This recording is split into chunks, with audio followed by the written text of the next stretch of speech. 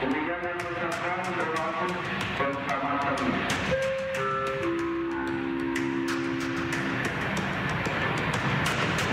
Dampak cuaca buruk yang terjadi di Pelabuhan Merak, Banten mengakibatkan antrian panjang kendaraan terjadi. Sejak pagi, pihak Pelabuhan ASDP Merak, Banten menutup penyeberangan menuju Pelabuhan Bakauheni, Lampung akibat faktor cuaca buruk. Berdasarkan informasi BMKG, dengan perakiraan cuaca wilayah Banten berpotensi terjadinya hujan sedang disertai angin kencang. Masyarakat dengan kendaraan besar seperti truk yang akan menyeberang melalui Pelabuhan Merak diimbau agar beristirahat sementara di rest area kilometer 43 atau kilometer 68. Mas mau kemana, Mas? Mau ke Lampung. Oh, ke Lampung. Iya. Mas, ngeliat kondisi ini kenapa belum jalan ini? Ini cuacanya buruk. Oh, cuaca buruk. Untuk sekarang berarti menunggu ya? Iya, lagi nunggu dulu. Nunggu dari himbauan dari petugas atau gimana, Mas? Tadi kata petugas sih karena cuaca buruk, jadi semua kapal di sini nggak ada yang berangkat. Pihak ASDP belum bisa memberangkatkan kapal yang berakibat menumpuknya penumpang. Saat ini di lintasan Merak Bakauheni terjadi kondisi cuaca ekstrim yang berdampak terhambatnya pelayanan terhadap pengguna jasa dikarenakan proses bongkar muat kapal membutuhkan waktu yang lebih lama.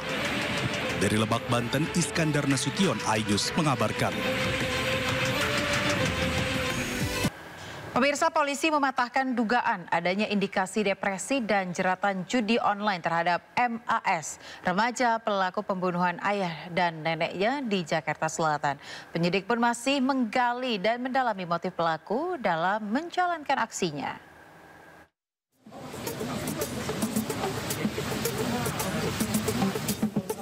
Peristiwa pembunuhan yang dilakukan remaja 14 tahun berinisial MAS terhadap ayah dan neneknya menggegerkan masyarakat. Dari penyelidikan sementara, polisi tidak menemukan adanya indikasi judi online ataupun depresi di ponsel MAS. Polisi juga mengungkap bahwa pelaku merupakan anak yang sopan dan baik. Bahkan polisi tidak menemukan hal-hal mencurigakan dari ponsel pelaku, seperti dugaan adanya permainan judi online. Hingga saat ini penyidik masih menggali dan mendalami motif pelaku membunuh ayah dan neneknya.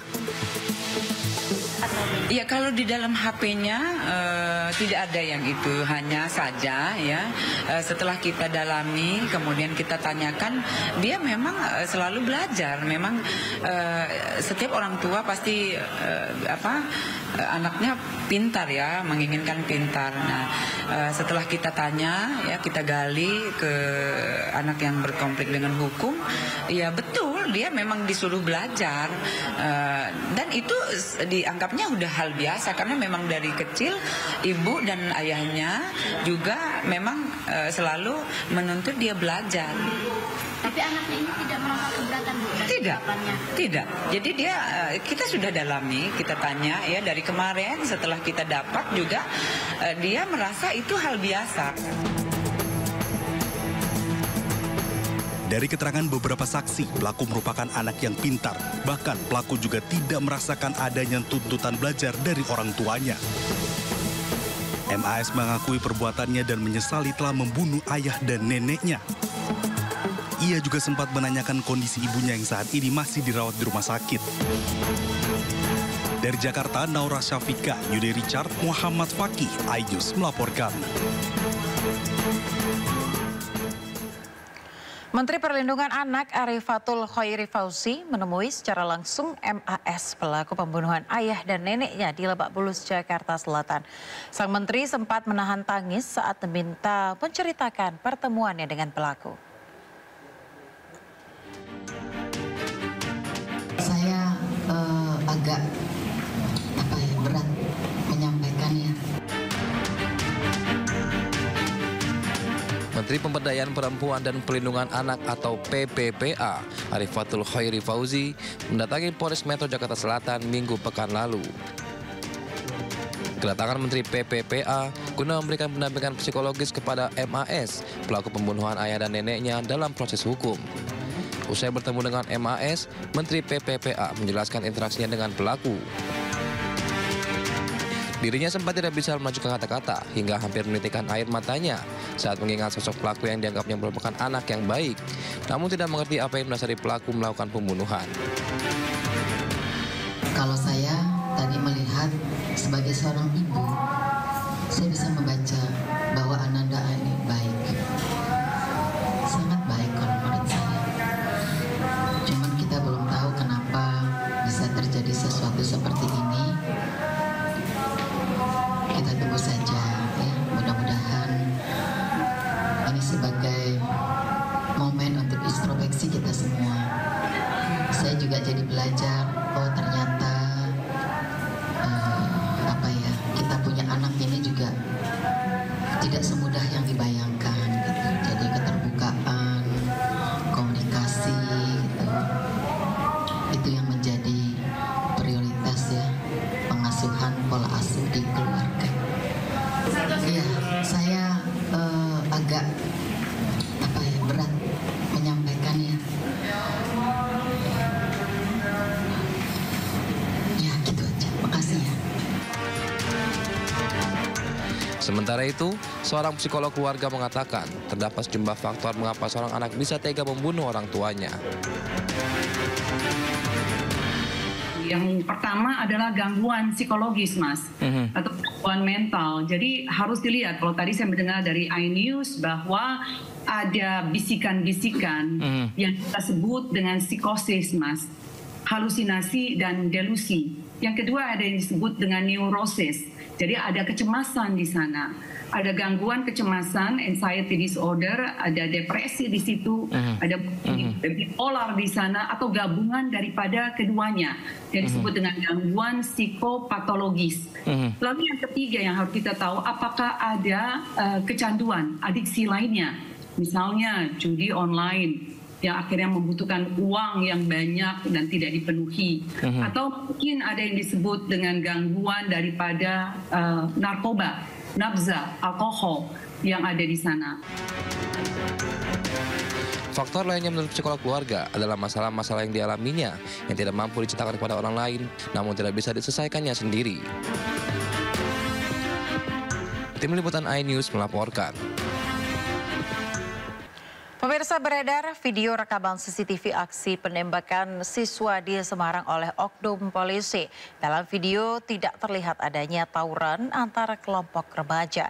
Sementara kasus penembakan oknum polisi kepada pelajar SMK Negeri 4 Semarang masih ditangani Polda Jateng dan penyidikan dilakukan secara transparan.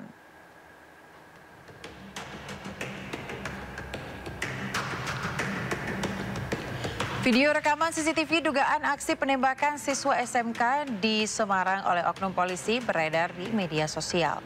Dalam rekaman CCTV, pengendara motor yang diduga Aibda Robik Zainuddin, anggota Sat Narkoba Polrestabes Semarang, menembak beberapa anak SMA. Salah satu diantaranya yakni Gama Rizkinata hingga meninggal dunia. Status Aibda R, penembak pelajar, masih terperiksa ditahan 20 hari. Status tersangka menunggu sidang etik polisi. Sementara itu, Komisioner Kompolnas mengatakan ada jejak digital ditemukan dalam kasus penembakan oknum polisi ke anggota Paskibraka hingga tewas. Jejak digital diharapkan dapat digunakan untuk membentuk rangkaian peristiwa sehingga keadilan bisa ditegakkan dengan baik. Peristiwanya semakin terang benderang. Peristiwanya bagaimana, siapa saja yang ada di situ terang benderang karena tidak bisa terbantahkan. Apalagi dengan adanya video. Kan proyek video ini siapa itu juga dilakukan. Sementara itu, pemirsa, Komisi 3 DPR RI memanggil Kapolrestabes Semarang, Kombes Pol Irwan Anwar beserta jajarannya untuk meminta penjelasan kasus oknum polisi tembak siswa SMKN 4 Semarang, Gama Rizkinata Oktavandi hingga berujung kematian. Dan telah melakukan tindakan dalam paparan awal, Kapolrestabes Semarang mengaku siap dievaluasi. Kombes Pol Irwan juga menjelaskan kronologi awal penembakan anggotanya terhadap korban di depan anggota Komisi 3 DPR RI. Dalam pemanggilan tersebut, Kapolrestabes beserta jajarannya menayangkan rekaman CCTV sejak pembubaran tawuran hingga peristiwa penembakan. Sementara pelaku dikenai sanksi yakni Perkap nomor 1 tahun 2009 tentang penggunaan senjata api serta pasal 13 ayat 1 DPR RI nomor 1 tahun 2003 dan Perpol 7 tahun 2022 tentang kode etik kepolisian. Jelas terlihat bagaimana tindakan dari anggota kami langsung ke. Sementara itu, Kabid Propam Polda Jawa Tengah Kombes Pol Aris Supriyono menjelaskan awal kejadian penembakan merupakan waktu yang berbeda. Bukan saat pembubaran tawuran yang diikuti oleh korban dan teman-temannya. Namun kejadian pasca pembubaran tawuran saat korban dan teman-temannya melarikan diri dari lokasi tawuran. Maka yang dilakukan terduga pelanggar tidak terkait dengan pembubaran tawuran yang sebelumnya terjadi. Dan memang anggota ini memang benar-benar pulang dari kantor kemudian bertemu dengan satu kendaraan yang dikejar oleh 3 kendaraan yang diterangkan oleh Bapak Kapolrestabes.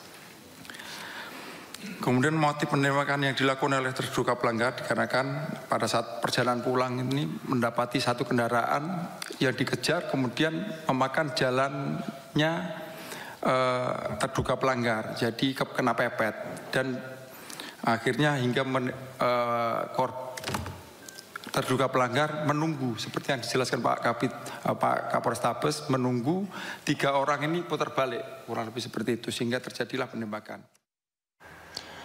Ya, pemirsa, Ketua Komisi 3 DPR RI Habibur Rahman menyatakan komitmennya untuk mengawal kasus dugaan penembakan Gama Rizkinata, seorang siswa SMK di Semarang, Jawa Tengah, yang diduga dilakukan oknum polisi Aibda R hingga ke persidangan. Sementara dalam kasus tersebut pelaku harus dihukum setimpal dengan perbuatannya.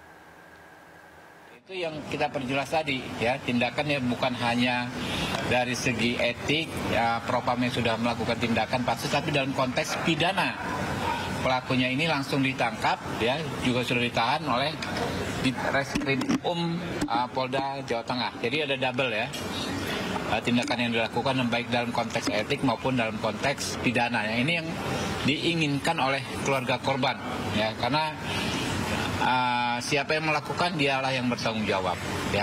Si pelaku penembakan ini harus bertanggung jawab, ya. Harus dimintai pertanggungjawaban secara hukum, dan kami, ya, teman-teman Komisi 3 tadi Pak Rudi, ya, kita komit untuk mengawal kasus ini sampai ke persidangan dan pelakunya harus dihukum yang setimpal dengan perbuatannya.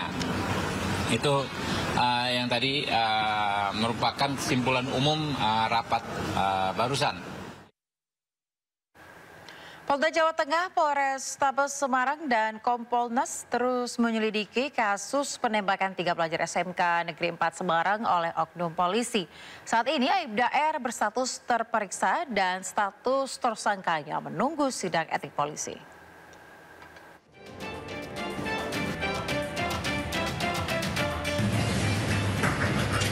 Wakapolda Jawa Tengah Brigjen Pol Agus Suryo Nugroho menegaskan, kasus penembakan oknum polisi kepada pelajar SMK Negeri 4 Semarang masih dalam penanganan Polda Jateng. Penyidikan dilakukan secara transparan. Status Aibda R penembak pelajar masih terperiksa ditahan 20 hari.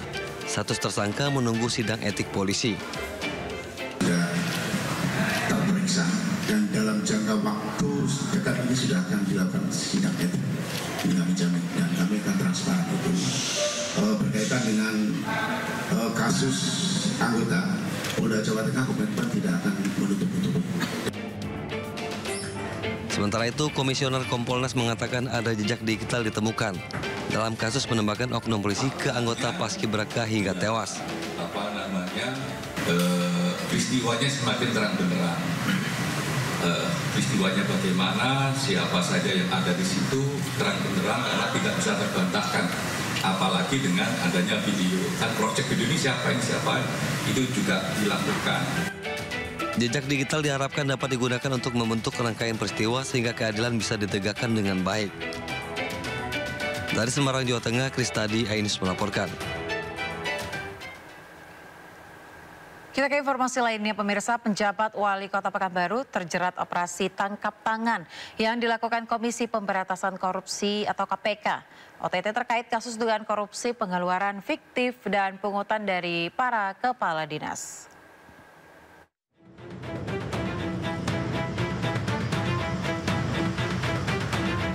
Penyidik KPK melakukan OTT terhadap beberapa orang pejabat di lingkungan pemerintahan Kota Pekanbaru. Pihak yang terjaring OTT tersebut dibawa ke kantor Polresta Pekanbaru untuk menjalani pemeriksaan. Informasi yang berkembang, salah satu pejabat yang terkena operasi tangkap tangan diduga PJ Wali Kota Pekanbaru, Risnandar Wahiwa. Terkait dugaan OTT tersebut, rumah dinas PJ Wali Kota Pekanbaru terlihat sepi dan tidak ada aktivitas di luar rumah. Penangkapan sejumlah oknum pejabat tersebut sempat mengejutkan banyak pihak. Sementara, Wakil Ketua KPK Alexander Marwata mengatakan OTT terkait kasus dugaan korupsi berupa penggunaan uang bendahara dengan bukti pengeluaran fiktif dan pungutan dari para kepala dinas. Kemudian pada saat akan dilakukan penangkapan kita dapat informasi terjadi penyerahan uang dan kemudian kami lakukan penangkapan. Uangnya sementara tadi disampaikan di atas 1 miliar.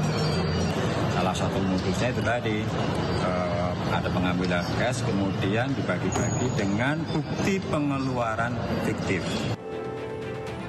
Sedangkan jumlah uang yang diamankan masih terus dihitung dalam proses pemeriksaan beberapa saksi. Tim Liputan iNews melaporkan.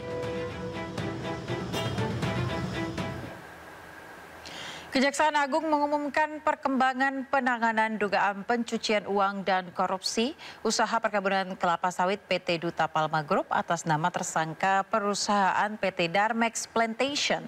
Dalam kasus tersebut, tim penyidik Kejagung sita uang sejumlah 288 miliar rupiah dari PT Darmex.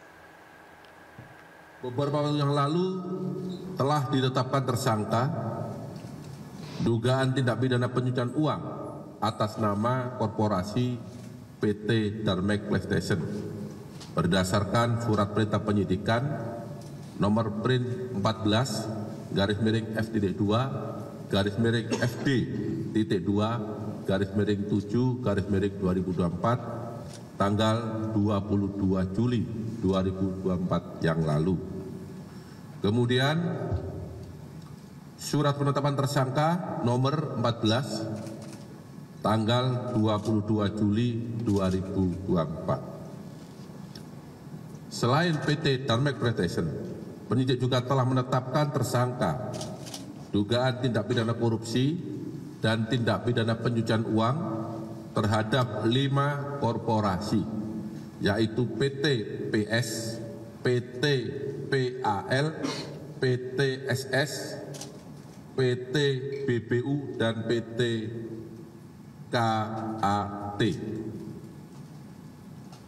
Penyidik juga telah menetapkan satu tersangka tindak pidana pencucian uang yang atas nama korporasi, yaitu PT Aset Pasifik selaku holding properti atau real estate. Kemudian terhadap 5 perusahaan perkebunan tersebut di atas secara melawan hukum telah melakukan kegiatan usaha perkebunan kelapa sawit dan kegiatan pengelolaan kelapa sawit di lahan yang berada dalam kawasan hutan. Tidak ada pelepasan kawasan hutan di Kabupaten Indragiri Hulu, Provinsi Riau. Kemudian hasil kejahatan dari tindak pidana korupsi atas penguasaan dan pengelolaan lahan tersebut dialihkan dan ditempatkan pada PT Darmex Plantation, yaitu holding perkebunan dari 5 perusahaan di atas, yang kemudian oleh PT Darmex Plantation uang tersebut dialihkan dan disamarkan pada rekening Yayasan Darmex dan rekening milik saudara RI dengan jumlah uang 288 miliar rupiah yang saat ini ada di hadapan kita. Sedangkan yang ada di Yayasan Darmek sudah kita lakukan penyitaan beberapa bulan yang lalu, yang juga sudah kawan-kawan media massa mengikuti. Kementerian Komunikasi dan Digital bekerja sama dengan operator seluler dalam mencegah kejahatan judi online di ruang digital. Salah satunya adalah memblokir pulsa sebagai alat bayar dalam judi online. Rapat berkoordinasi bersama Komdigi dengan jajaran operator seluler dan PPATK untuk membahas langkah-langkah dan rencana-rencana tindak lanjut dalam mengantisipasi pencegahan judi online dan aktivitas-aktivitas ilegal lainnya di ruang digital. Dari informasi dari diskusi yang kami lakukan, ada 2 topik utama yang dibahas. Yang pertama adalah upaya melakukan sosialisasi kepada masyarakat agar tidak terjebak atau mendapat kondisi yang sulit karena terjebak mengikuti aktivitas judi online, dan itu akan dilakukan melalui media pelanggan masing-masing seluler operator.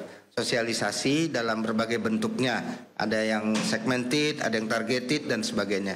Yang kedua, kami juga membahas tentang upaya-upaya kita untuk mencegah transaksi transfer pulsa digunakan sebagai alat bayar dalam aktivitas judi online. Pemirsa, kasus pria disabilitas Agus Buntung yang menjadi tersangka pelecehan seksual di Nusa Tenggara Barat terus mengemuka. Polisi menekankan penetapan Agus sebagai tersangka sudah sesuai prosedur. Sementara Agus membantah tuduhan tersebut dengan dalih kondisi fisiknya yang terbatas.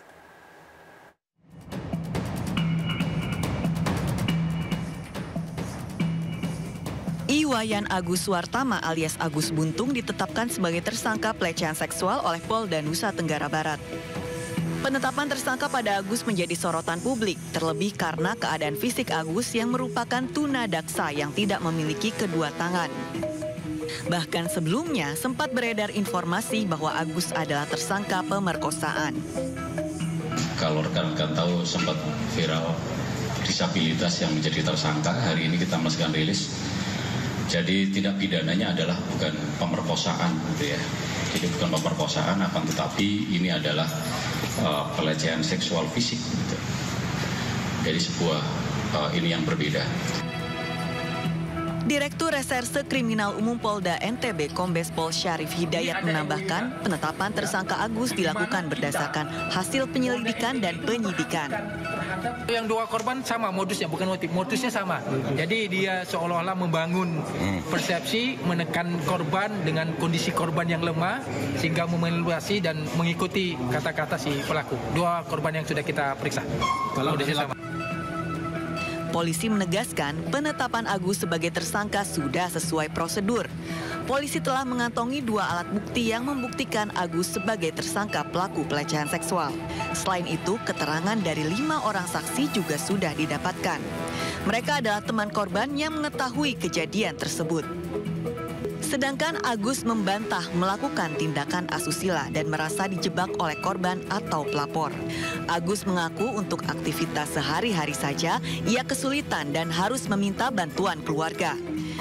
Dalam kasus yang menjeratnya ini, Agus meminta bantuan Presiden Prabowo Subianto untuk membantunya melepaskan diri dari jerat kasus tersebut. Sedangkan hidup saya kayak gini, tidak bisa ngapa-ngapain, buka celana sendiri tidak bisa, buka baju tidak bisa, gitu. Pak Presiden Prabowo yang terhormat, tolong dibantu saya karena saya terus kaget dan tidak bisa ngapa-ngapain, ini hanya bisa diam aja, gitu. Mohon bagi yang bisa bela Tiang, tolong dibela, gitu. Karena Tiang sangat kaget, Bu, benar sangat hancur, Bu, makanya Tiang sangat tidak bisa kerja, tidak bisa kuliah, tidak bisa kemana-mana. Sementara itu, kuasa hukum korban Andre Saputra menilai bantahan Agus tak masuk akal karena Agus masih bisa beraktivitas layaknya manusia pada umumnya.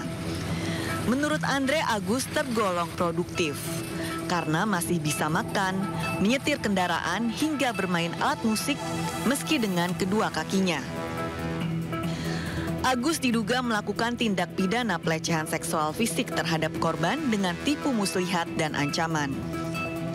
Ia diduga mengancam korban dengan membongkar aib masa lalu korban kepada orang tuanya, sehingga korban terpaksa menuruti keinginan Agus. Kronologi yang terjadi kepada korban itu ada ancaman, intimidasi, tipu muslihat, dan manipulasi yang diberikan kepada korban oleh pelaku. Seperti itu. Kemudian ada ancaman-ancaman yang psikis kepada korban dan segala macam. Itu awalnya juga karena korban melihat ke arah utara tadi, kemudian pelaku mengulik-ulik terkait pribadi korban. Karena ketika korban melihat ke arah utara, korban tiba-tiba menangis. Kemudian karena korban menangis, ada kesempatan itu yang dilakukan oleh si pelaku untuk menanyakan background atau masa lalu korban. Sehingga pelaku mengajak korban ke arah belakang teras Udayana. Nah, di sanalah terjadi ancaman-ancaman seperti itu. Meskipun Agus tidak memiliki kedua tangan, namun saat menjalankan aksinya ia menggunakan bagian tubuh yang lain. Psikolog forensik Reza Indragiri mengungkapkan hal senada. Kasus di NTB ini sudah barang tentu harus diinvestigasi oleh polisi ya. Tapi kalau kita bicara secara umum dengan pertanyaan apakah memungkinkan penyandang disabilitas melakukan ruda paksa, jawaban saya adalah mungkin. Kenapa? Karena barangkali sebagian kalangan yang menganggap bahwa itu tidak mungkin, itu lebih dikarenakan mereka berimajinasi tentang adegan pemerkosaan. Ada tangan pelaku yang mencengkram tangan korban, dan aktivitas-aktivitas fisik yang sifatnya intimidatif lainnya terhadap korban. Padahal esensi kekerasan seksual, khususnya esensi ruda paksa, bukan pada aktivitas fisiknya, tapi justru bermula dari adanya siasat psikologis yang dilancarkan oleh pelaku terhadap korbannya. Agus diduga melanggar Undang-Undang Nomor 12 Tahun 2021 tentang tindak pidana kekerasan seksual dengan ancaman 12 tahun penjara. Tim Liputan iNews melaporkan.